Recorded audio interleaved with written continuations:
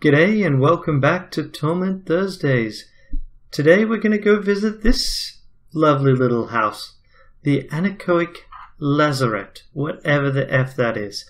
Something to do with machine intelligences, which I therefore assume means robots.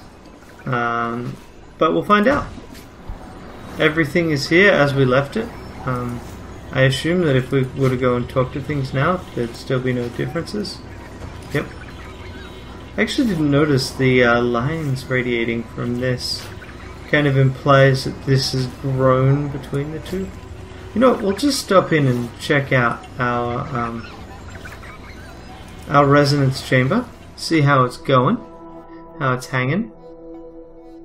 Pretty sure it's still broke. But let's see if there's anything different. Because I don't think I've ever gone back here. That's all fine, that's all exactly the same. This machine intelligence is still broken from when we broke it. This... do we have anything we can do here? The resonance chamber remains as you left it, battered and broken. Crystal and synth shards litter the floor, crunching beneath your feet. Let's take a look at the sarcophagus. It may be your imagination, but some of the cracks in the crystal seem shallower than they were before. Look at the suspended arms. Yep, there's still a number of lights have gone out. Look at the ring again.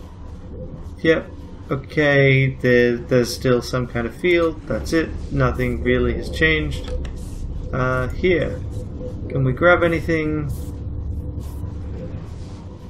Nothing but sparks to offer. Okay, so we can't grab another sample of the crystal. So selling that crystal was not ideal. Although, I mean, it potentially was fine. I'm sure that if we absolutely shouldn't have done it, they wouldn't have let us. Because this isn't that old school. I hope. Alrighty, so here we go. The Lazaret. This metal door is thick, heavy, and unmarked by time. Double rows of circular bumps run horizontally and vertically across its surface. As you approach the door, one of the bumps suddenly slides open, revealing a circular aperture. A few tiny waving strands of synth emerge from the hole. Okay, hold the metallic eye near the aperture. The waving strand whips out, wrapping themselves around the eye. For a moment the eye comes to life, buzzing and whispering. Getting warmer on your hand, the synth fibers make soft, fluttery sounds in return. After a moment, they withdraw. The door slides open, and you step into the chamber beyond. Loading screen. Additional characters, features, and even companions will be made available in the full release. Oh, hello. A cluster of hunched creatures await you in this dark room smelling of rust and blood. They're bird-like abhumans with chipped beaks, matted feathers, and filthy leather robes. It's not their appearance that reminds you who they are. It's the gritty static that fills your head, a side effect of the creature's telepathy. These are Murdens, cruel and cunning scavengers, and a fifth of their number lies dead on the ground, with great chunks torn out of its body. Watch your step. I don't know what they're doing here, but I've never met a mudbird that wasn't looking for easy prey. Mudbird? Sure, they've got lots of names. Ravenmed, for one. Cal, he grimaces at the recollection, but forges on. Calostage called them Dulcine for some reason. He lowers his voice. Point is, don't give them an excuse to attack. That includes threatening them or not threatening them enough. The largest Murden straightens, eyeing you, snapping its beak once or twice. It seems to be waiting for you to speak. Cross your arms and wait for them to make the first move. You wait in silence, gritting your teeth against the coarse mental buzzing of their communication. Then the largest one lurches towards you abruptly. The static intensifies. Wait casually. The Murden cocks its head at your disregard, its filthy feathers falling limp. The other creatures glance uncertainly at each other. Enough of these games, either attack me or get out of my way. Alligan? You can... wait, let's see. So we just get a base 70% chance. Probably because we're trained in intimidation? Yes. whereas Aligarn has a harder time, but can apply effort, significantly more effort, to do this. You know what? We'll stick with our plan. Okay, so we succeed. Success. The Murden recoils at your harsh words, then flee through the door behind you in a stinking flood. Your eyes are drawn back to the half-eaten Murden on the ground. They must have been trapped in here a long time. Didn't we send Koro in here? Last time round, he dealt with the Murdens for us, I guess. Okay, so we just got more blue tide points. So firstly, let's have a look at this. Come on. Oh, and red. So, interact. I can see an interact point. Metal panels and parts have been torn away from the wall as if someone was trying to rip their way out. To no avail. Okay, so I can't actually seem to interact with the Murden. That's annoying. Let's try this place. The chromed pillar descends as you approach, exposing a long shaft ringed with snaking cables. Dim light filters up from below. Okay, I really want to try and get this thing to work. Interesting how you can see this drawing in water into, like, turbines of some description. Alright, we can't deal with that, so we're just going to go down. Climb down. When you expend effort, yeah, you're spending from the pool. Of course, with the hit point change, you're no longer risking being completely useless in a fight. But yeah. A construct floats up to bar your path. Blood speckles its ridged surface. Halt, Fleshwalker. It bellows. Quake in the boundless shadow of peerless, immortal intelligence of a lost age. Cower before me, and you may be spared. Bow to the construct. Give the construct a deep, noble bow. Are you serious, kid? Even the construct seems somewhat taken aback by a show of respect, but it recovers quickly. Enough of these pleasantries. Leave, or my drones and I will smash your bones and burn smoking holes in your fatty innards. You mentioned the other drones. What can you tell me about them? They are my hands, the floating orc said smugly. Extensions of my indestructible will, reflections of my brilliance. So the drones are copies of you? Not exactly copies, Peerless says. Perfection cannot be so easily replicated, but you are essentially correct, Fleshwalker. What are you doing down here? Great work worthy of an immortal being, it says, and even that is more than you deserve to know. Why did you... no. What did you call me? Fleshwalker, it says, shuddering. You are made of decaying meat and hardened calcium. You squish and click when you move.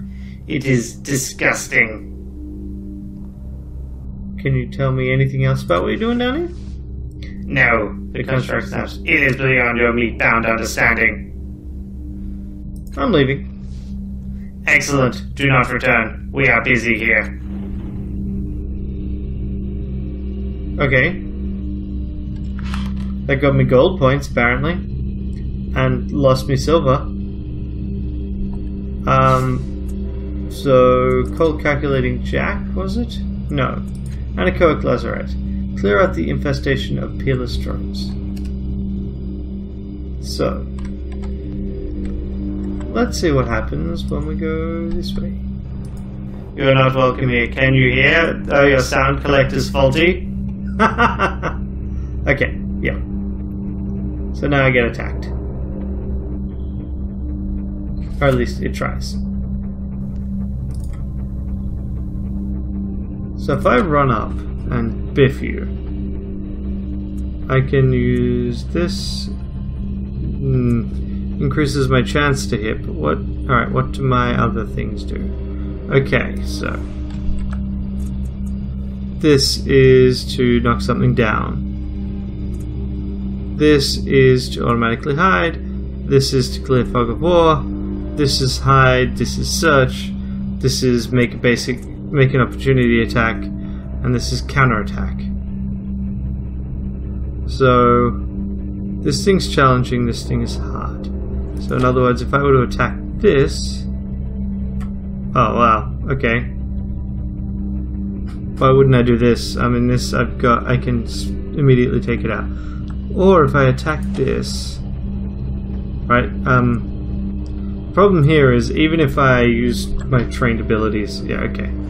We'll just smack this. We'll use 1 point. We have a 70% chance of just killing it, and we succeed. Fantastic. Now, what else do we want to do? Is there any ability already used? Okay, Opportunist. Now, Elegant. Okay, we can get a heavy crossbow and a shin. Okay, Adaptation.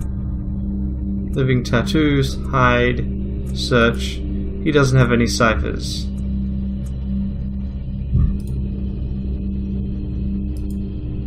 So we'll move here. Ah, right, yep. And so this Peerless comes and attacks him for 8. Right, we're gonna rush in and biff. And you, if you use Living Tattoos,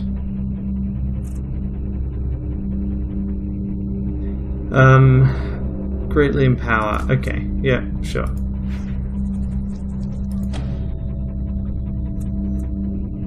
We're gonna run in. We can't do enough to hit him, but yeah, we'll use up a bunch of his. So try and make sure we hit. It gets to go. Okay.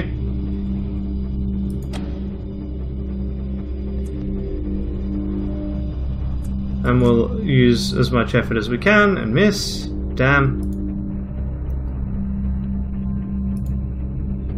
Opportunist. Oh, right. Oh, because we've still got living weapon, the tattoo bonus. Okay. So, this is still challenging. Got a 50% chance. We can always spend at least 1, so we'll do that, and there we go. Okay, take all.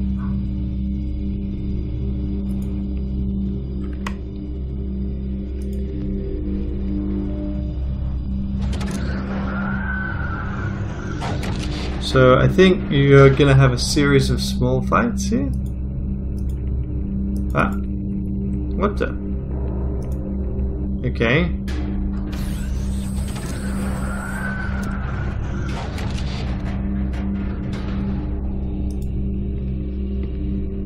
There we go.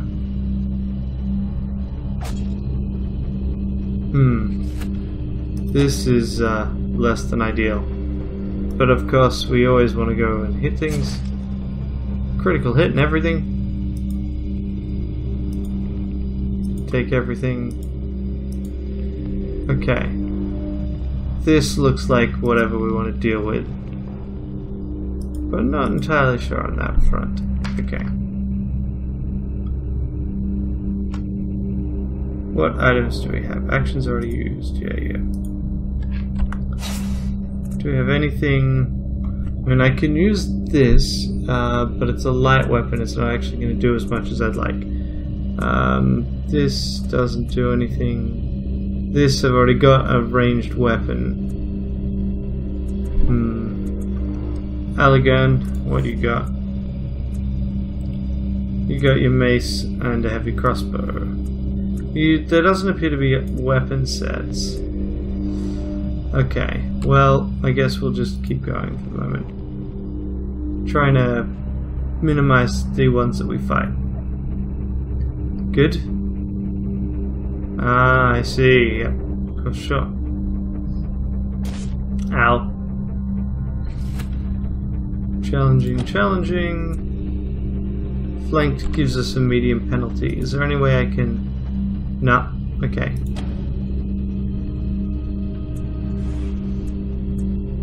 So we will spend more effort to remove that flank penalty and go for Opportunist.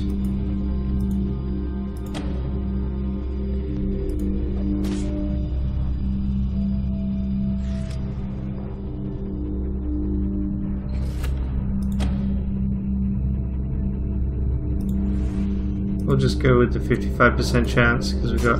Oh wait, actually, should always use one effort wherever we can. Got to remember that. But this is a lot more challenging than I anticipated, mostly because I think ideally we're meant to be a slightly higher level. Also, these interact triggers are a bit broken. Seriously. Thanks for getting rid of Calistage. You have no idea what it's like traveling with her. I suppose you've had a taste from even that short trial. I can say this once, not much of a talk, but if you have any questions, but you know I got questions about your identity. That you're willing to bring me on says something about you. What that is, not really clear. Still, willing to give you the benefit of the doubt. I'll help where I can. Clear? We'll see. Best either of us can ask for. Not to mention your loyalty either. It's a relationship of convenience, yeah? We've got things to do. Maybe I'll ask for some help. Yeah. Maybe I'll ask you for some help later. Okay, yes, let's. I didn't want to actually do that, so. Let me fight this. Let me kill you. Or, open this. Seriously. Interact trigger. Why are you not trigger? Also, I mean, this thing is here. Okay. Seriously? No, I don't want to talk to Aligan. I want to open the door. Go and open the door.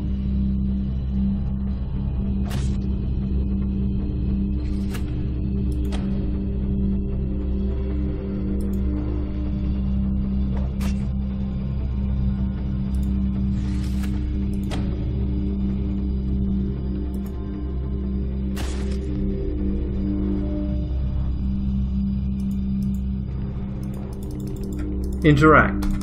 Okay, this dungeon seems to be really buggy. And that is not cool, man.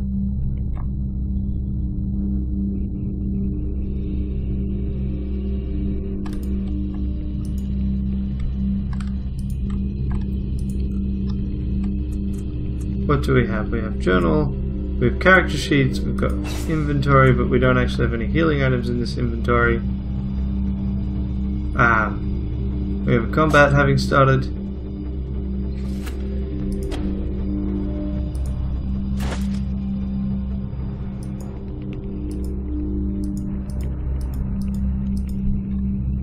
Well, we can find out what happens when you die. Seriously. Okay, a matte black panel on the wall can be used to open and close this door. Really? And why won't you let me do that?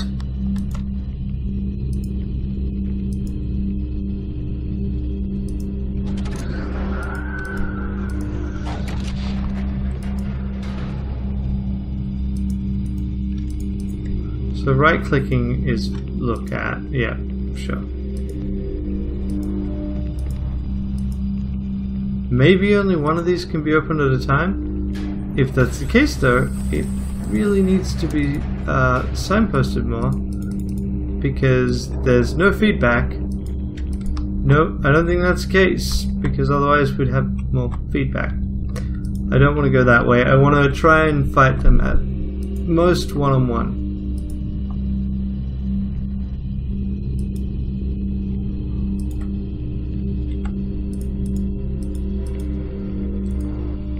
So, is there any way to just select one person?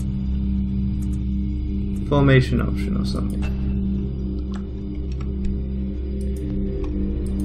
Because I think as things stand, yeah, it's just that Aligan's meant to follow me. Like some kind of chump.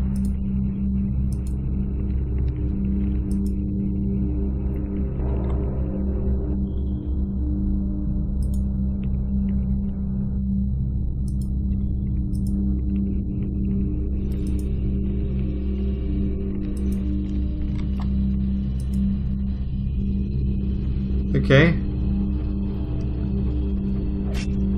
Yeah. The thing is, they can, like, they seem to be able to fairly reliably hit me. which is not cool at all. Okay, so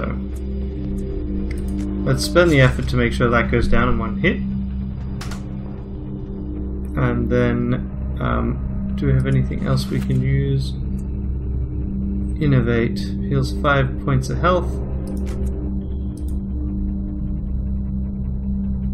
Okay, that's 10 points of health. That's cool. Let's move behind the wall.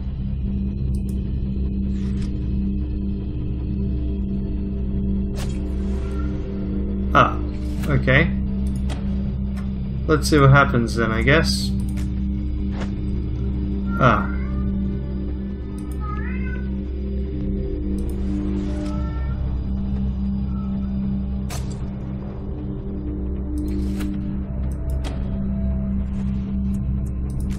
When we're using skills, we're trained in defense. Like, there's really not much we could do there, especially if it just crits, and if we're gonna miss. But why was that? That environment is broken. Either broken, like it's either broken in terms of literally there are triggers that don't work, like upstairs, or it's broken in terms of there is no feedback. Can't say I expected you back so soon. Has anything changed since the last time I was here? Look around you. It's your mind.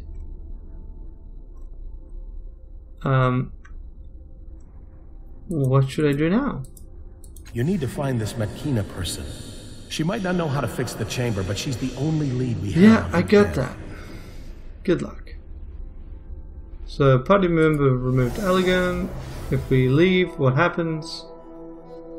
So at least, you know, what comes death. This is your first clue. Ah, right. Death. The stink of it, of dried blood and rotting flesh, fills your nostrils. This is your first clue that you're somehow still alive. The second is the glow of candlelight, warm on your eyelids, and the icy stone beneath your back. Slippers scuff the ground near your head. Ah, says an elderly man. Our mysterious visitor is alive after all. I'm glad we waited to feast. Though you were quite dead when we found you. Open your eyes, child. Open my eyes. Despite the glare of the dim candles, which seem, at least momentarily, as bright as sunlight, you see a cluster of robed figures. Only Imbitu remains where he was, clasping his hands together with unfiltered delight, his teeth brown and jagged. I knew you were special, he whispers. So many eyes have settled on that face, moving through the crowds, chin high and proud, sunlight kissing that wonderful tattoo. He reaches out a trembling finger towards it. Let him trace you, tiny remember. His feverish skin traces over yours, leaving a burning trail in his smiles. I'm afraid I must ask you for a simply unthinkable favor. You may have suspected we were going to eat you, he says, raising a bony finger. This is somewhat true, but only so that wonders of our life would not be lost. He looks down bashfully. And now we know you cannot die. Would you do the honor of letting us eat you? Just a little bit. If you do, we will share some of our deepest mystery, and yours, with you. He folds his hand. And we'll pay you, of course. Who are you people, anyway? Oh yes, I suppose it must be strange that a group of strangers is asking to eat your flesh. We are the Dendro-Her. He smiles as if this answers your question. Why? If now, shall we get down to it? Who are the Dendro-Her, and why does being one make eating me all right? That is a good question, Imbitu says gravely, but I'm afraid we're quite hungry, so if you do not give us your permission, we must carry on to the next course. Unless they are immortals as well. Alright, let's get this over with. Imbitu and his followers lean over you in well-orchestrated unison, cutting slits in your flesh, hoses dangling from their wrists leading into their suits. They snake, seemingly of their own accord, into your incisions. For a moment nothing happens, then you hear a faint whirring as spinning blades grind your organs and suck up the pulp through the hoses. Someone is screaming, and you have a fairly good idea who. Eventually, mercifully, you die. Permanently lost 2 health. Maximum health pool is now 33. After an indefinite period of time, you open your eyes. Imbitu sits beside you, reading a book. Ah, he says, settling it down. Welcome back. What an exquisite experience that was, though I'm certain you don't need to hear about it while you're waking up. He beams. At any rate, I took the liberty of adding a token of our gratitude to your belongings. Do come to me whenever you're ready to discuss what we learned from our little feast. 4 XP and a Viscera Sprig and 50 shins. Now, if you happen to have another semi-fatal accident, rest assured we will bear you back to our chapel as tenderly as a bag of baby birds. He pats your hand gently. And you have my word that we won't take so much as a nibble without your permission. Do take your time getting to your feet. I would imagine you're quite dizzy. Okay, we do get Alagon back. And that got us red tide points. That reminds me of the Planescape Torment little side quest, where you can get yourself a bit of cash by letting a woman murder you, because she's never killed someone before. Okay. Nope. I assumed he would have something to comment, but let's go talk to Imbitu. I mean, we didn't clear the Anechoic lazaret, but we learned something. Ah, a restless corpse. Imbitu beams at you, clasping his skeletal hands together like a tangle of twigs. Such a curiosity you are. What did you... I have more questions about the trouble going on. No, we'll do this. What did you learn from eating my flesh? Quite a bit, he says cheerily. Too much, in fact. Your immortal flesh proves slightly too rich for some of my children. I have a bit more experience and fortitude than them, however. It is merely overwhelming rather than explosive. I shall endeavour to tell you what I have learned, but I fear it may not be as clear as you'd hope. It always takes a while to digest. The information contained in just one life, your body, contains countless wonders. We will be decades absorbing them all. He sighs. In other words, my interpretation may sound somewhat unfinished, unclear, mystical. He pronounces the last word with distaste. But I would be happy to share these visions with you. Merely ask. Share a vision with me. Of course, he says, and closes his eyes. Teetering gently, he draws a long, smooth breath. He hates the bed, this prison that holds her, he growls, and the voice is scarcely his own. Oh, well, that would be helpful to have read before the first part. His cheerful brow contorts. He swears the words in tearful haste, and wears them like jewels in a crown for centuries, even long after they have lost their luster and their purpose. Imbitu opens his eyes, beaming. Didn't hear a word of it, he says, but it felt fascinating. Hope it was helpful. Do come back if you want to hear more. Well, why not? Let's go and hear a couple more of these. Share another vision with me. Imbitu closes his mind and begins to speak. He regrets the first one he leaves behind. The next, less so. Soon they are falling like leaves to be crunched underfoot. By then he's began telling himself it's not only necessary, but good. Imbitu recoils and opens his eyes. That's all for now, I'm afraid. Okay. Well, that was pretty cool. I mean, we got to see what happens when you die. It's obvious that you don't actually permanently lose a character when they die, as we can see by Alagon here, who has now got a temporary fettle, which reduces his intellect edge. He's also out of intellect points, so that's a thing. Looks like I'm immune to that. But, so Alagon will be worse until we rest. And resting will advance time. I wonder if dying advances time. I guess we'll find out next time. Until then, have a great week. And we'll continue this next Torment Thursday. Bye.